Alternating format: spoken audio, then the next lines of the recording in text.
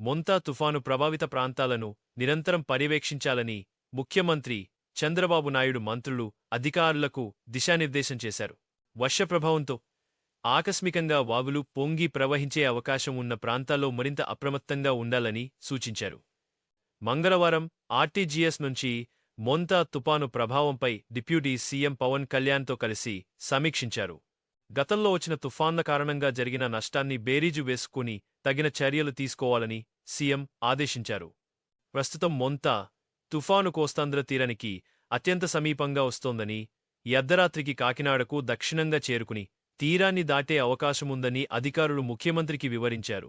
ప్రస్తుతం కాకినాడ, మచిలీపట్నం, విశాఖ తదితర తీర ప్రాంతాల్లో వర్షాలు, గాలుల తీవ్రత ఎక్కువగా ఉందని సీఎంకు తెలిపారు. దీనిపై స్పందించిన సీఎం తుఫాను తీరం దాటే అవకాశం ఉన్న కాకినాడ పరిసర ప్రాంతాలకు మరిన్ని రెస్క్యూ బృందాలను, ఎన్డీఆర్ఎఫ్ బృందాలను పంపాలని ఆదేశించారు. గాలులు, వర్ష తీవ్రతను అంచనా వేస్తూ అందుకు తగినట్టుగా యంత్ర సామాగ్రిని, సమాచార పరికరాలను, అత్యవసర యంత్రాలను, బృందాలను ఏర్పాటు చేసుకోవాలని సూచించారు.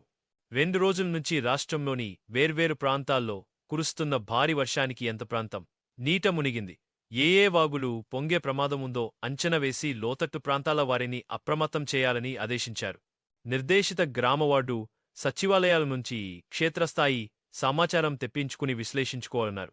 గతంలో హుద్హుద్ తుఫాను సృష్టించిన విధ్వంసం నుంచి ప్రజలను 4 రోజుల్లో తిరిగి బయటకు తెచ్చామని సీఎం గుర్తు చేశారు.